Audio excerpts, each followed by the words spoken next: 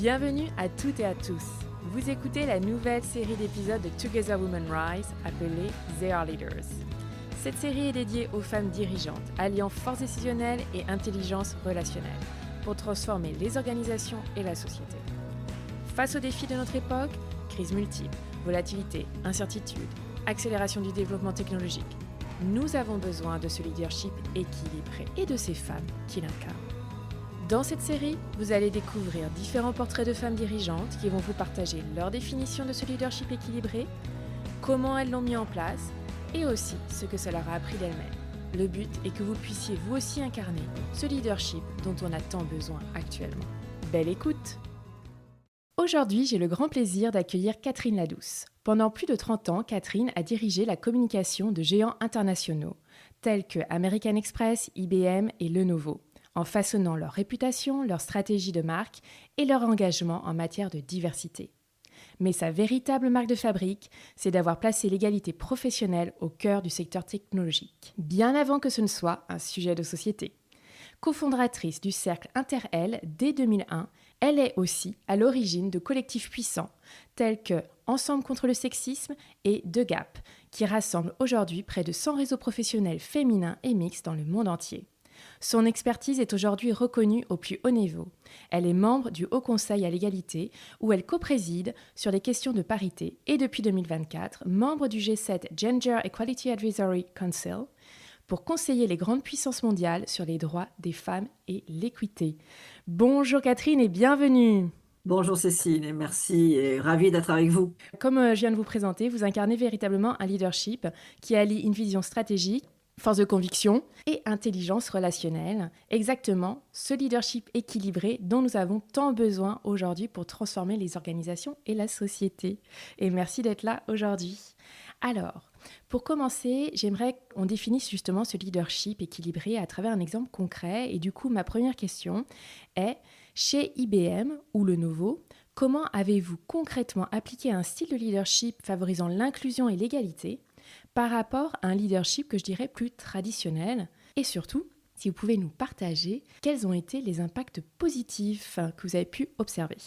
Merci pour cette question, merci pour cette opportunité. C'est vrai que c'est tellement important. Je crois que je suis maintenant, je dirais, au moment de la transmission. Donc, je prends beaucoup de plaisir à partager mon expérience et ça peut être utile justement pour les jeunes générations. Alors, je dirais que quand je suis arrivée chez IBM, je n'avais pas le choix. Je n'avais pas le choix d'être différente. Et c'est justement cette expérience de la différence qui m'a marquée et qui a fortement influencé mon style de management. La différence, c'est quoi? C'est que j'arrivais d'American Express, comme vous l'avez dit. American Express, vous savez, c'est une grande entreprise axée sur la marque. Et en fait, il y avait beaucoup de femmes américaines de tous les pays qui travaillaient. Mais j'arrive chez IBM, donc là, c'était quand même il y a quelques années, puisque c'était en 95. Et là, je découvre un monde absolument d'hommes, un monde d'ingénieurs, dans lequel il est certain, j'avais vraiment l'impression de ne pas avoir ma place parce que j'étais tellement différente d'eux. J'étais de formation littéraire, je faisais de la communication. J'étais en effet une femme, et elles étaient très peu nombreuses à l'époque. Alors depuis, grâce aux actions que nous avons menées, elles sont un peu plus nombreuses, mais vous savez, dans la tech, on ne dépasse pas 30% de femmes, donc on reste toujours en minorité. Et c'est vrai que je me suis rendu compte que de toute façon, si j'allais essayer d'être comme eux, ben, de toute façon, je n'allais pas réussir, je n'allais pas devenir ingénieur, je n'allais pas changer de sexe. Et je dirais, j'affirmais par réaction encore plus ma féminité et en même temps aussi le fait que, en tant que littéraire, en tant que communicante, je pouvais justement apporter quelque chose à cette grande entreprise qui, dans ces années-là, se relevait quand même d'une grande chute et se rendait compte qu'elle avait des clients qui existaient. Et du coup, à partir de là, en effet, je suis arrivée, moi, avec plein de personnes, avec des expertises marketing pour aider, en fait, cette entreprise à restaurer, en fait, son image, à garder l'innovation, mais en même temps, tourner vers le client. Et c'est vrai que je me suis rendu compte que dans mon management, au fur et à mesure, je valorisais la diversité, la différence. Et je considérais que c'était un atout au lieu d'un handicap. Donc, j'ai transformé un peu cet handicap que j'ai ressenti au début quand même, en étant un petit peu perdue dans ce monde. Mais finalement, je l'ai transformé transformé, je dirais, en force.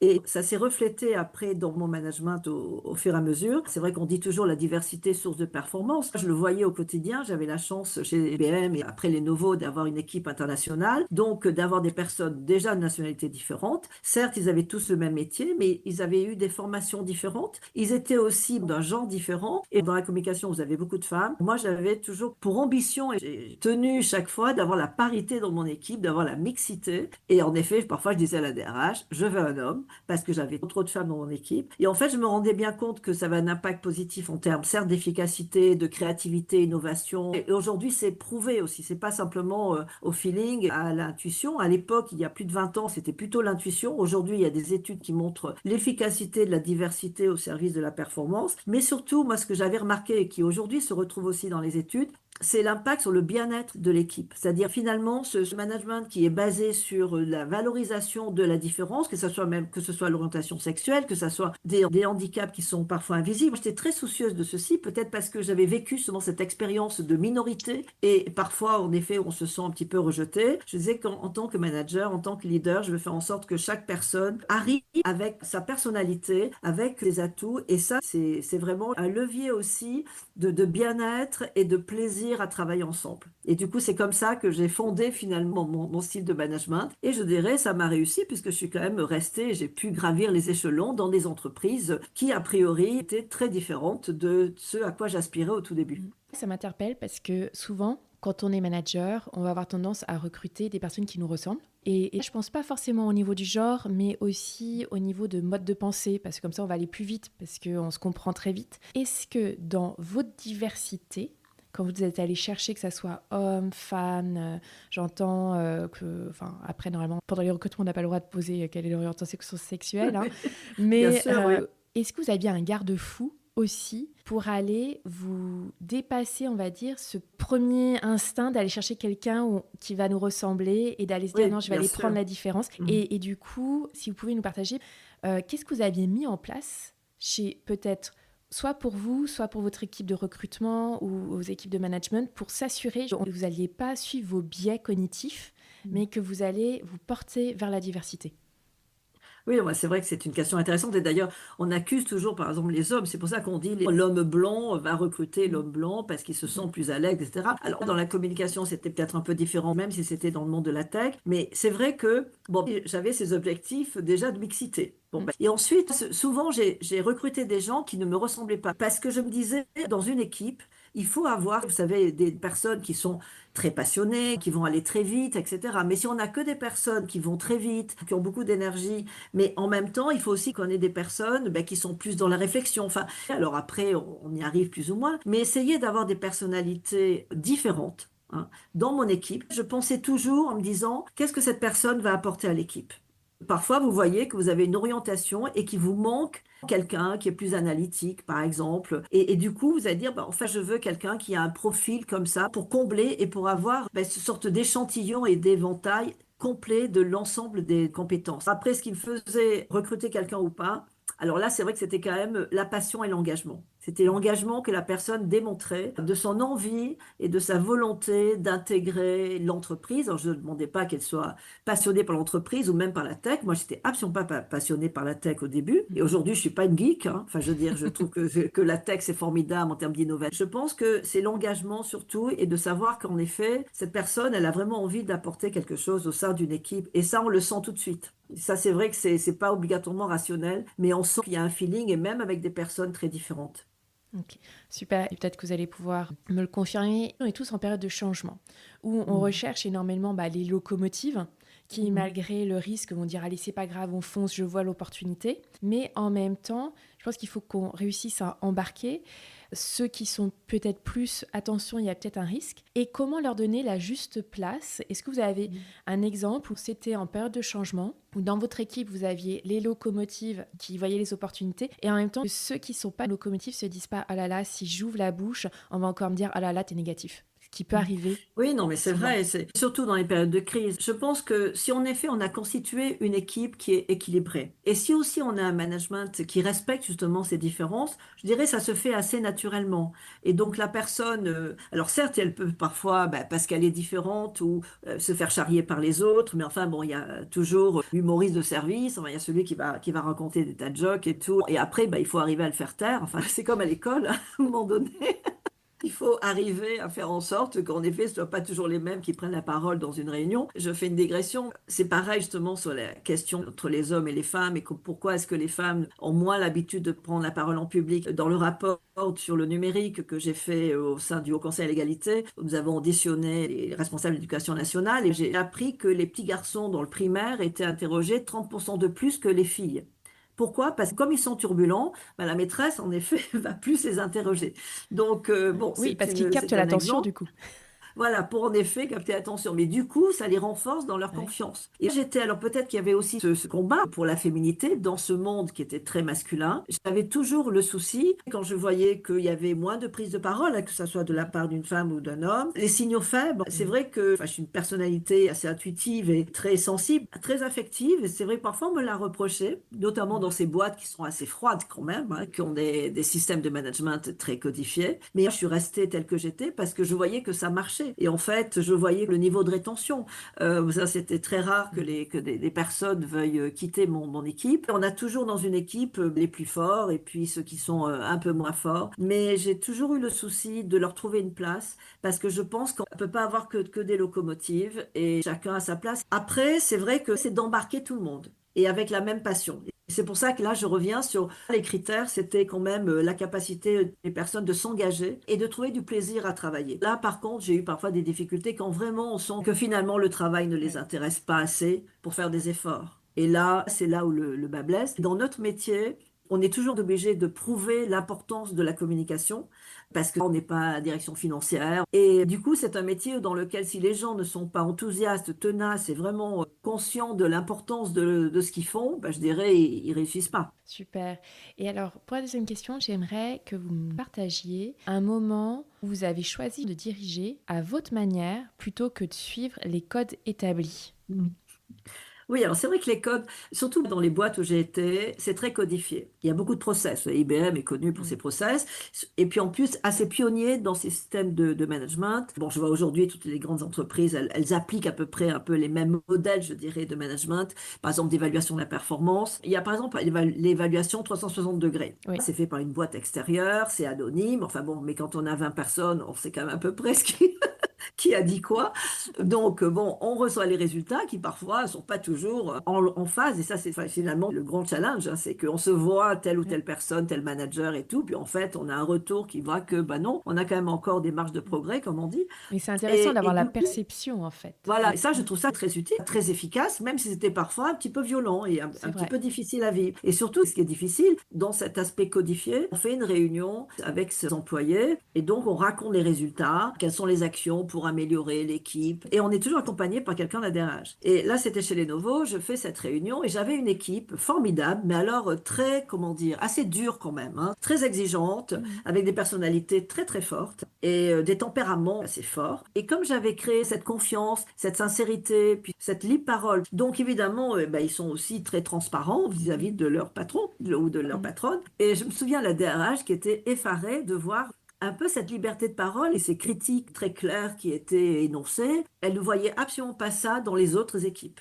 Au contraire, je trouvais ça intéressant parce que je bosse beaucoup, je suis très exigeante envers moi-même. Et c'est vrai que parfois, donc derrière, c'était un peu compliqué. J'exigeais beaucoup. Et parfois, évidemment, ça ruait un peu dans les brancards. Mais bon, c'est normal, je trouvais ça sain. Ça me faisait du bien, ça me permettait de m'arrêter et de dire, bon, alors ok, qu'est-ce qu'il faut faire? Mais cette liberté de parole, c'était peut-être pas trop en ligne avec ce qui se faisait habituellement. Ce que j'entends, c'est qu'en fait, vous aviez mis en place un environnement qui donnait la possibilité d'avoir un feedback ascendant qui pouvait être très Absolument. Absolument, cash et c'était OK et c'était aussi ça que vous Mm, attendiez de vos équipes en disant: «Bon, bah, moi absolument. aussi je vais être un peu cash», comme vous me disiez. Parfois j'étais un peu dure, je demandais beaucoup, Mm. mais en même temps, ils avaient le droit aussi de me demander beaucoup en retour. Et c'était aussi un apprentissage parce que dans le métier, on doit pouvoir dire les choses à un patron. C'est pas facile de dire au CIO, non, attendez, ça, c'est absolument pas la voie qu'il faut faire parce que vous avez un impact sur la réputation de votre entreprise, par exemple. Souvent, ils n'écoutent pas. Et souvent, je dirais que bah, les dire comme les plus influents, ce sont ceux qui savent en fait trouver les bons mots, mais surtout qui ont le courage, et c'est une question de courage. Et du coup, ce que je faisais avec eux, là, juste en termes de management interpersonnel sur mon propre, bah, je dirais, je les coachais pour qu'ils Mmh. puissent être assez courageux pour s'exprimer aussi vis-à-vis bah, de tous les échelons hiérarchiques. Parce que même dans les boîtes, on dit toujours le management le plus transversal, mais en fait, il y a quand même toujours cette hiérarchie qui plombe parfois hein, Tout à fait. les relations. Et je pense que si on veut vraiment bien faire son travail, bah, il faut parfois oublier la hiérarchie, oublier que c'est le patron qui va vous évaluer et dire vraiment cash ce qu'il en est. Et rester fidèle à soi-même Mais et en absolument. fait, vous avez réussi parce qu'on peut se dire, Oui, ils ne y m'ont y pas viré, voilà. même quand je leur disais des choses qui ne leur plaisaient pas.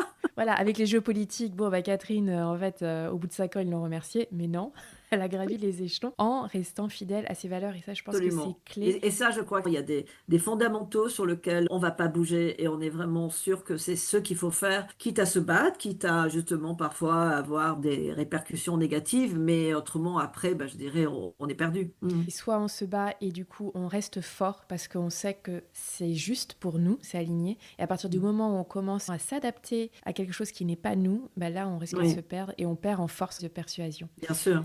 Troisième question, alors, même si on a vu leader exceptionnel, mais sous pression. Même les Oui. meilleurs leaders peuvent basculer, soit on se met à décider Mm. seul, soit on écourte les échanges, ou on laisse l'ego prendre le dessus. Vous, tout au long de la Oui. carrière, quels sont les signaux d'alarme que vous avez pu découvrir qui vous disent ah attention, la performance est en train de prendre le pas sur l'écoute et la Mm. collaboration, par Mm. exemple. Et dans ces cas-là, comment vous faites pour vous recentrer? Mhm. C'est vrai que je l'ai vécu plusieurs fois. Finalement, quand on est dans une grande boîte, évidemment, bah voilà, moi je reportais Il y a tout le des temps chiffres à faire, hein. voilà, il y a les chiffres à faire. Nous, on a, bah, par exemple, notamment par exemple dans l'événementiel, bah, tel événement à organiser avec un tel budget, dans un temps toujours très limité. Je me souviens parfois de demandes qui étaient faites et qui étaient un peu irréalistes. Et une notamment chez IBM où j'avais dit on va le faire. Et c'est vrai qu'au début mon équipe était absolument contre. Et ça avait été assez difficile parce que moi au début j'avais dit oui bien sûr on fait. Puis après quand je suis allée voir mon équipe et c'est là je dirais l'erreur que j'avais faite, j'avais pas consulté mon équipe avant de décider. Et ça je crois que c'est vraiment important d'avoir l'adhésion de l'équipe parce que toute seule, je pouvais rien faire. Et donc, première leçon, c'est de consulter son équipe, justement d'être dans l'écoute, même s'il y a pression, même s'il y a stress, même si on est en état de crise. Mais il faut toujours prendre un temps de pause, hein, ça dure pas longtemps parfois, mais d'être sûr qu'il y a quelques personnes qui vont vous orienter, vont dire non, écoute, ça c'est possible, c'est pas possible. Et après, renégocier sur des bases claires. Et ce qui m'a aidé, chercher toujours le feedback quand même un peu des collègues, quelques alliés, vous voyez, pas obligatoirement les patrons. Et ça, c'est aussi un conseil. À un moment donné, on se dit, est-ce qu'on prend les bonnes décisions? Est-ce qu'on a le bon management? Et c'est important d'avoir des alliés. C'était pas des sponsors, mais plutôt Mhm. des gens avec lesquels j'avais une confiance vraiment basée sur la bienveillance et le respect des compétences, mais sans qu'ils soient directement liés à moi ou liés à mon Mm. équipe. Et c'est très important parce qu'ils ont un regard, il ou elle, un regard extérieur. Et ils peuvent aussi parfois alerter en disant non, mais là, attention, ce chemin n'est pas le bon. Et il faut être quand même à l'écoute parce que on dit toujours c'est l'expérience. Au fur et à mesure, on va pas faire les mêmes erreurs. Mais quand on a un tempérament comme ça, assez, je dirais, de locomotive Mm. impulsif, peut-être que c'est aussi de Mm. l'impulsion. Et puis de se dire oui, tout est possible. Mais il faut savoir comment c'est possible. Et du coup, Pour les là, pets, on parle du management ouais. équilibré. Le leadership équilibré, c'est de savoir aussi ce qu'on ne peut pas faire et de ne pas Mm. accepter de faire avec des ressources diminuées, avec un budget qui est resserré. Et là, ça, j'ai appris plus tard, au fil des années, que je savais dire non quand on m'imposait, je dirais, de délivrer la même chose avec moins de gens et moins de budget. Ça, je veux dire, c'est quand même un peu une base. Et on en On revient au peut, courage. Le courage de voilà, dire c'est non ça. C'est et absolument pas. de dire non, c'est pas Ouais. possible, parce que notamment dans l'industrie, vous savez, on n'a pas de gras. Hein. Je pense qu'aujourd'hui, dans n'importe Oui, quelle aujourd'hui, industrie, il n'y a personne plus de n'a du gras. gras, Il n'y a plus de gras. Il n'y a plus de gras. Et tout le monde c'est doit clair. faire justement plus avec moins. Voilà, Et c'est je. ça. Toujours faire plus avec moi. Mais à un Ouais. moment donné, il y a des limites. Les managers qui ne respectent pas ces limites, les entreprises ne respectent pas ces limites, on va tout ce qui a été développé en termes de burn-out, la santé mentale, la satisfaction des salariés. Enfin, tout ceci fait que c'est parce qu'on est allé trop loin. Et donc, il faut revenir à un équilibre. Et là, c'est quand même la responsabilité du manager direct, qui a une équipe et qui voit si à un moment donné, bah, ça dérape. Et donc, c'est important d'avoir des alliés qui aussi voient ça un peu de loin, mais qui peuvent être de bons conseils. Tout à fait. On arrive à la dernière question. Oui. Quel serait votre conseil le plus puissant pour Mhm. une femme qui aspire à un poste de direction? Alors, c'est vrai que le conseil le plus puissant, enfin, j'en ai quand même quelques-uns, Ouais, mais on peut en donner plusieurs. Hein. voilà, on peut en donner Ouais. plusieurs. Bon, ceci étant, malgré tous les efforts, on voit combien c'est compliqué pour les femmes quand même. Bon, certes, on a progressé, mais on a progressé grâce aux quotas, grâce à l'arsenal législatif que nous avons heureusement en France, et la loi Copé-Zimmermann, la loi Rixin, l'index Pénicaud, bon, bah, tout ceci nous aide. Et puis, bon, je crois qu'aujourd'hui, il y a quand même une sorte d'accord, d'adhésion sur le fait qu'une entreprise qui est dirigée que par des hommes, bon, il y a quand même un problème. Mais en ce moment, moi, je suis très inquiète parce qu'il y a quand même un recul avec les injonctions américaines outre-Atlantique. Retour de bâton, appelle le backlash, c'est de lassitude, le gender fatigue, enfin tous ces mots anglais Oui. qui montrent que ça vient pas de la France, mais ceci étant, tout ce qui se passe aujourd'hui a ouvert la porte à tous ceux qui disent on en fait trop. Parce qu'on a les quotas. Toujours est-il qu'il y a plus de femmes aujourd'hui, mais enfin, on est toujours qu'à 25% de femmes dans les comités de direction. Donc là, vraiment, il y a quand même encore du travail. Et donc là, c'est aussi un conseil. Déjà, battez-vous, continuez, parce que rien n'est acquis. Comme disait Simone de Beauvoir, malheureusement, il faut toujours se battre. Bon, ceci étant, moi, je dirais mon premier conseil, bah, c'est surtout de ne pas avoir ce syndrome de l'imposteur dont on parle tout le temps. Mais c'est quand même une réalité. Je vois des tas de femmes, des tas de jeunes femmes qui sont hyper compétentes. On connaît la phrase par cœur en effet, d'une femme qui va avoir 90% de compétences pour ce Pour présent postuler. job. Moi, je me souviens, on avait un DRH anglais chez Lenovo, il y a déjà au moins 10 ou 15 ans, qui était un type formidable, qui formait vraiment ses managers pour dire quand vous allez recruter quelqu'un, si une femme vous dit non, sachez que c'est pas sa réponse. En fait, elle va parler avec son mari, parler avec ses enfants, ou peu importe, etc. Puis elle va peut-être revenir en disant, bah oui, finalement, ça m'intéresse. C'est quelque chose de très basique, mais si le recruteur, il sait pas ça, bah il va dire, bah non, bah cette femme, elle n'est pas intéressée. Donc c'est vrai que ce syndrome de l'imposteur, aujourd'hui, il existe encore, et ça, vraiment, il faut se battre là-dessus. Et il faut aussi affirmer très tôt son ambition. Je peux donner un exemple très concret. J'ai recruté une femme très compétente. Bon, c'était déjà une personne d'un très bon niveau, mais qui est arrivée, qui n'était pas encore exécutive. Et si elle m'écoute, elle se reconnaîtra. Prendre la communication en Angleterre. Bon, et je la recrute, et au bout de, je dirais, peut-être les 6 mois après les premières évaluations, vous savez, on dit toujours où est-ce que vous vous voyez. Et là, elle me dit, ah ben moi, je veux être vice-président de Global Communication. Je me dis, bah c'est là, elle a quand même de l'ambition. Mais j'ai trouvé ça formidable. Pratiquement 10 ans après, elle a atteint ce poste, qui est quand même un très très beau poste. Et je pense que avoir de l'ambition, mais surtout le dire et l'affirmer, ne pas écouter ses proches, parce que souvent les proches, ils vont vous dire, ah ben non, mais tu crois que ce job, il est fait pour toi. Et il faut justement suivre un peu son intuition et ne pas trop écouter les proches qui parfois, par bienveillance, vont en fait vous cantonner finalement dans votre rôle. Et puis je dirais, ce qui est le plus puissant pour moi, peut-être le conseil que je me suis aussi donné à moi-même. Moi, je suis mère de famille, j'ai eu 3 enfants. Pour moi, c'était très important d'équilibrer. On peut être équilibré avec ou sans enfants, peu importe. Mais l'idée, c'est que j'étais très passionnée par mon travail, mais je ne voulais quand même pas sacrifier, je dirais, ce qui était aussi important pour moi, qui était ma vie personnelle, et tout avec passion. Et je me suis rendu compte, ben là maintenant, au fil du temps, que j'étais très passionnée par mon travail. J'ai pris ma retraite avec difficulté, mais du coup, je continue à travailler bénévolement dans des organismes. Et je pense que vivre ses passions, c'est le plus puissant parce que c'est la passion qui va nous donner de l'énergie, la capacité aussi à résister aux pressions, à résister aux difficultés, dépasser aussi les échecs, parce que des échecs, on en a. Toute carrière, elle a aussi ses voies d'ombre. Puis toujours apprendre aussi. Et mon conseil vis-à-vis des jeunes générations, formez-vous sur toutes ces nouvelles compétences qui sont indispensables pour l'avenir. Et du coup, vous allez pouvoir vivre votre passion dans votre métier, quel qu'il soit. Mais si vous manque ces compétences, bah, vous n'allez pas pouvoir vivre là ces passions. Donc, formez-vous aussi sur l'IA, c'est très important. Ok, ok. Voilà. Bon, beaucoup de conseils. Je retiens le côté finalement de se faire confiance, de croire en soi. Oui, Et comme vous l'avez si bien dit, moi je trouve dommage, et c'est à nous les femmes, les premières à être actrices, d'avoir l'ambition à la hauteur de nos compétences. absolument. Et c'est là qu'on le voit parce que dans tout ce qui est l'éducation, on est toutes là au niveau médecine, au niveau 10 ans plus tard, il y a très peu de médecins femmes.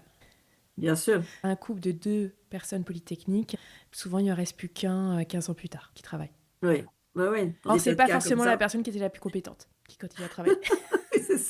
c'est celle qui était un peu plus disponible. Non, mais c'est vrai qu'on a encore beaucoup de travail, même si on a progressé, beaucoup de travail sur le partage des tâches. Vous savez, au Conseil, on fait un rapport annuel sur le sexisme, l'état des lieux des sexismes, et malheureusement, on se rend compte que le sexisme, je dirais, persiste et perdure et même s'amplifie à cause du numérique auprès des jeunes générations. Donc là, il y a un gros travail en effet d'éducation. Vous avez raison, il faut toujours marteler un peu, rappeler, et non pas dans l'idée de il faut oser, mais juste, voilà, vous Il avez faut toutes les être et compétences. reconnaître ses compétences et Voilà, il tout faut se à donner fait. les moyens de Mm. réussir. Et quand on a des peurs, aller voir des psys, des coachs pour lever ses peurs. Parce qu'en fait, on a le droit d'avoir la vie à la hauteur de nos compétences. Comme vous l'avez dit, Oui. vous avez vécu votre vie pleine de passion, aussi bien Voilà, c'est ça, oui, c'est ça. C'est parce que professionnelle c'est vrai que c'est que le maître mot familiale. quand même, parce qu'autrement on s'ennuie, hein. Bah Parce que oui. finalement, quand vous vous rendez compte qu'on passe beaucoup de temps à travailler, alors si on n'est pas passionné, enfin c'est absolument Ouais. dramatique. Et ce que je retiens aussi, c'est le courage. On voyait bien que Oui. c'est un fil rouge, Mm. que faut avoir le courage justement d'aller vivre de sa passion. Et quand je parle passion, hein, je suis pas sur le métier passion. Tiens, j'aime bien faire de la cuisine, je vais forcément en Mm. faire. Mais plutôt, comme vous l'avez dit, la technologie, c'était pas votre passion. Parce que Non, le non. métier, faire quelque chose qui nous passionne, c'est pas forcément Mm. l'industrie. C'est d'aller Mm. trouver les tâches à trouver, avec qui Mm. travailler, l'échange, etc. Souvent, il y a une confusion entre métier, passion.